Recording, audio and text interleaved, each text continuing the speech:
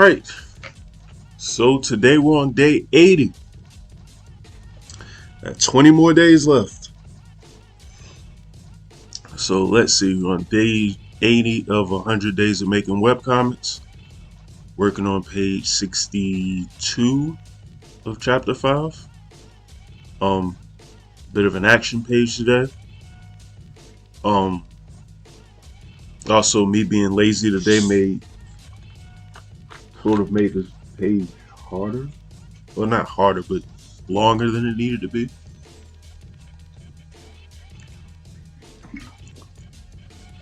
As I watch me fill some of these colors in, I spent a lot more time doing effects than was really needed. I just didn't feel like messing around. Well, I ended up doing it anyways. I don't know why I didn't just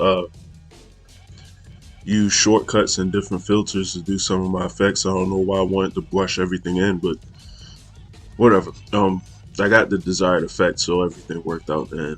But let's fast forward here and see what we got. So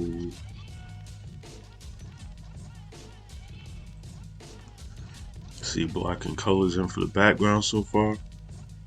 On the bottom panel, just doing the background, and then I started filling in Raekwon and Jupiter. And I'm nearing the end of having to draw Jupiter. I'm so excited. So tired of drawing him already. It's literally the only character in my comic that I've gotten sick of drawing. And it's only because I just don't like the character. And then I intentionally gave him in my opinion, a goofier character design. Well, what am I saying? A character design that I knew I wouldn't like because I didn't want him to be a likable character. So I made a character that even I don't like. Might have went too far with that. Because I really don't like Jupiter. I don't like drawing him or working on him at all. Even the other villains in my comic, I don't feel that way about them. So I guess mission accomplished. I don't know. In any event, still filling in fill colors. Now I'm shading. Well, shading and highlights. There definitely is a formula to my madness when I do this.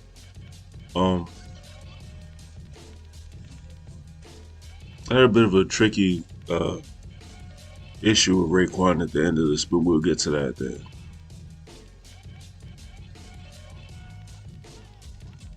So, doing highlights. I was doing highlights on the hair. I don't know what the hell I'm doing. Okay. I don't know why I kept undoing the pen tool like that, but whatever. And shading the inside of his clothes.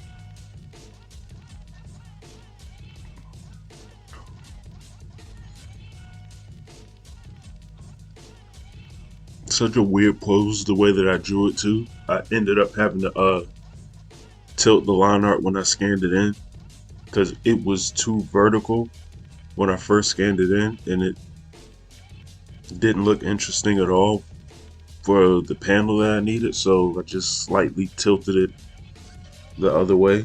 It made a world of difference. So it actually looked like he's moving now, then he's standing up doing some weird pose or dance.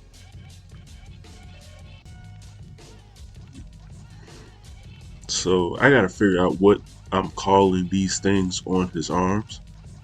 I don't want to call them arm bracelets, but I don't know what else to call those things. Like, I don't know what that is. But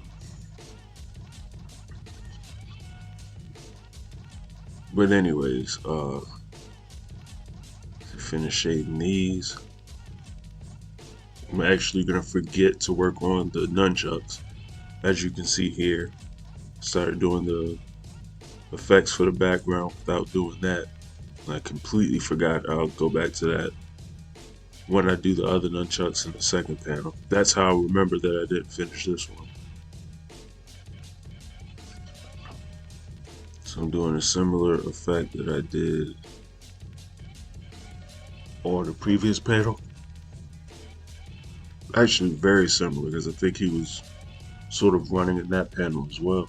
Alright, so put a gradient on the backgrounds here, shading for sort of the light from outside coming in, or that little opening that I got on the back wall there. You know, if you would call that a window or whatever, I don't know, because it doesn't look like there's glass or anything. It's like an opening in the wall for some reason.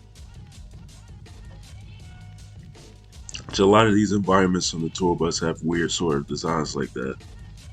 I also remember to put the neon dragon in the background of this one, because you should see it at the angle that they're at.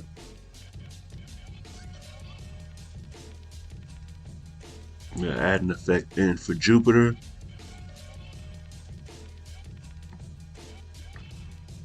And then add the after effect from the swing of the nunchucks. And then I started shading, which wasn't too difficult because I didn't need to actually shade Raekwon's face. Or at least I didn't do it. Like I said, I didn't need to, but I didn't shade his face. Wasn't really necessary.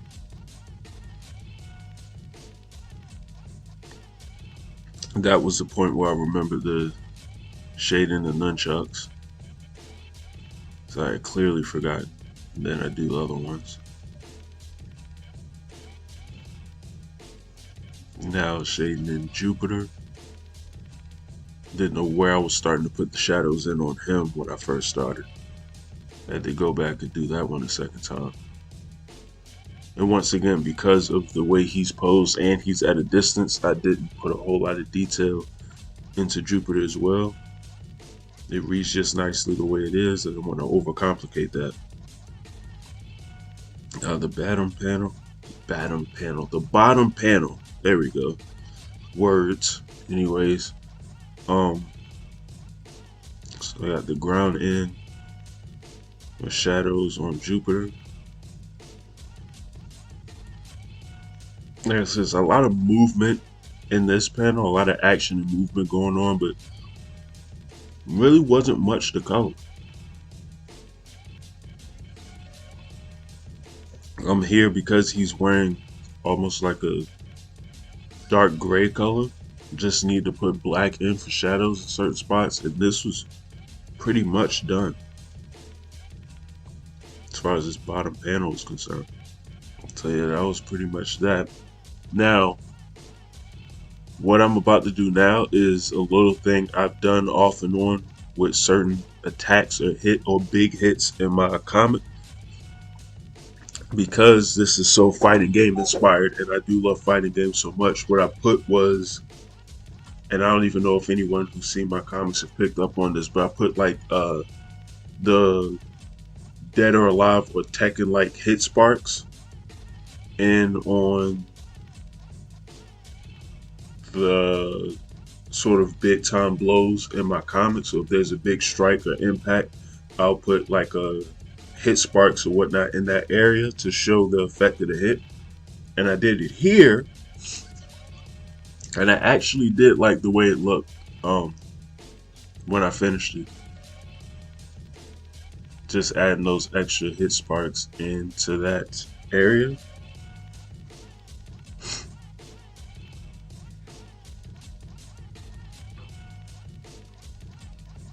And it really made it look like Jupiter got hit really bad, and it also helped the swing of the nunchucks and the motion of the image as well. Holy crap, that opening in the wall kind of helps that too. I never paid attention to that, but while I liked it, the effect sort of creates a bit of a problem for me because it almost gives off an impression, especially considering what's currently going on in this battle, that some type of powers or something were used, and that's not even supposed to be a thought in your mind in this fight at all. I mean, it's actually supposed to be the opposite of that. So I ended up doing away with this effect at the end, and that's what I had as my final page. as much as I like that effect at the end, I just story reasons I couldn't leave that one. And no matter how much I liked it, it's gonna end up screwing with the story, especially if the reader's reading and they come across what they come across at the end of the battle.